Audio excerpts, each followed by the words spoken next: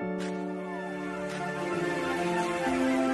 ने बड़े कमाल की बात कही है कि अगर आपकी जिंदगी में कोई मुश्किल नहीं आ रही है, अगर आप स्मूथली अपनी लाइफ को जी रहे हैं, तो समझ लीजिए आपने कोई गलत रास्ता चुना है। हाय गाइस, मेरा नाम पीयूष है और मेरे चैनल एजुकेशन विद मोटिवेशन में आप लोगों का फिर से एक बार बहुत बहुत स्वागत है। हर रोज की तरह फिर से एक नई कहानी मैं आप लोगों के लिए लेके आया हूँ। इस कहानी को भी आप लोग लास्ट तक सुनिएगा क्योंकि कहानी बहुत ही ज्यादा मोटिवेटेड है। और उससे पहले मैं आपको बता दूं कि जो लोग मेरे चैनल पे नए हैं वो प्लीज मेरे चैनल को सब्सक्राइब कर लीजिए, बेल आइकन को प्रेस कर लीजिए, जिससे YouTube पे मैं जब भी कोई नई वीडियो अपलोड करूं तो उसकी नोटिफिकेशन आपको मिलती रहे। और हाँ, आप मुझे सोशल मीडिया प्लेटफॉर्म पे भी फॉलो कर सकते हैं, लिंक मैंने डिस्क्रिप्शन में दे दिया है। तो आइए कहानी शुरू करते हैं। आज की जो कहानी है वो राजस्थान के एक ऐसे ही आदमी की कहानी है जो अपनी जिंदगी की समस्याओं से बहुत ही ज्यादा परेशान रहता है।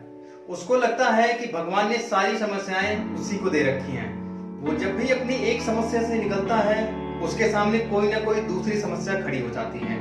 कभी उसके बिजनेस में लॉस हो जाता है, कभी कोई प्रॉब्लम हो जाती है, कभी फैमिली में कोई प्रॉब्लम हो जाती है, कभी वो बीमार हो जाता है। ऐसी कोई ना कोई समस्या उसके लाइफ में लगी रहती है।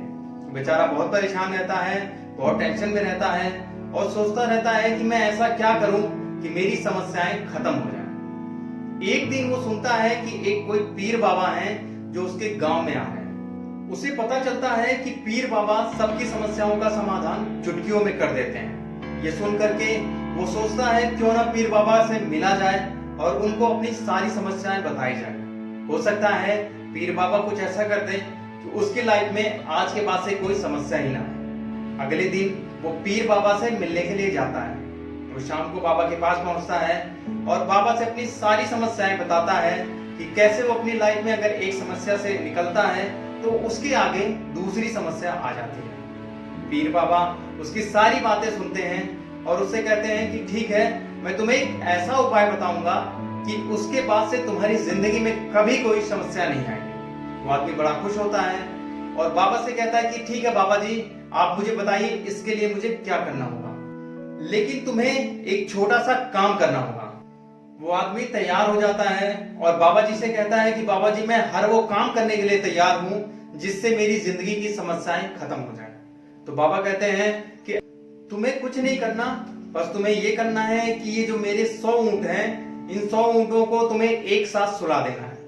आज रात तुम्हें यही गुजारनी है, आज तुम्हारा काम है इन ऊंटों को एक साथ सुलाना। मैं सोने जा रहा हूं, कल सुबह तुम मुझे बताना कि तुमने कैसे कैसे इनको एक साथ सुला दिया। आदमी को लगा कि काम तो बड़ा आसान है क्योंकि रात का टाइम है, हर ऊंट थका होता है, वो अपने आप ही सो जाएगा।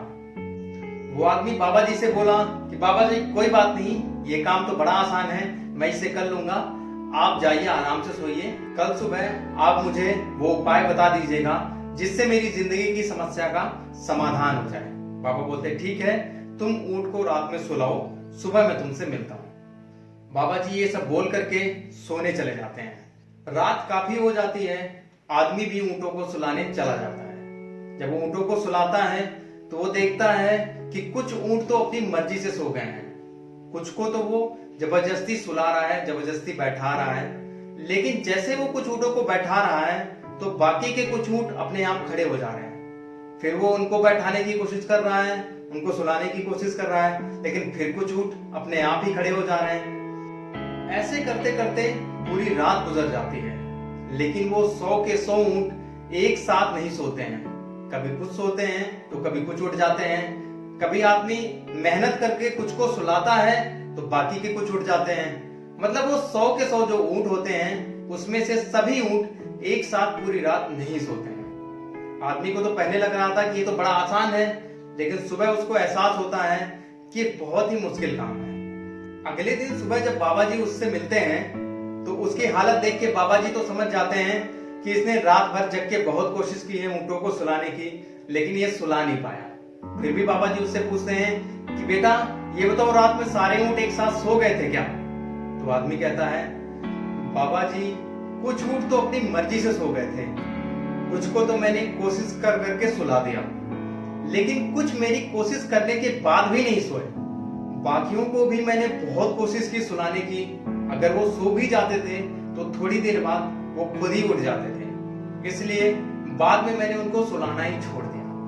बाबा जी बोले, बेटा जैसे तुमने रात में मेहनत की ऊँटों को लेकर के, ऐसे ही तुम्हारी समस्याएं हैं। जैसे कुछ ऊँट अपनी मर्जी से सो गए, वैसे ही तुम्हारी कुछ समस्याएं अपनी मर्जी से ही खत्म हो जाती हैं। जैसे कुछ ऊँटों को तुमने मेहनत करके सुलाया, वैसे ही तुम्हारी जिंदगी की कुछ समस्याएं तुम्हारी मेहनत से खत्म हो जाती हैं। लेकिन जैसे तुमने कुछ ऊँटों को बहुत सुलाने की कोशिश की, लेकिन फिर भी वो नहीं सोए, वैसे ही तुम्हारी जिंदगी की कुछ समस्याएं ऐसी भी होती हैं जिनको तुम बहुत कोशिश करते हो खत्म करने की, लेकिन वो खत्म नहीं हो पाती हैं। तो जैसे तुमने उन ऊँटों पर मेहनत करना छोड़ दिया, वैसे ही तुम इन समस्याओं पे भी मेहनत करना छोड़ दो। एक सही वक्त आने पर ये समस्याएं अपने आप सुलझ जाएंगी। दोस्तों, ये कहानी आपको क्या सिखाती है ये तो आपको पता ही चल गया होगा। हम लोगों की लाइफ में भी कभी कभी समस्याएं आती रहती हैं।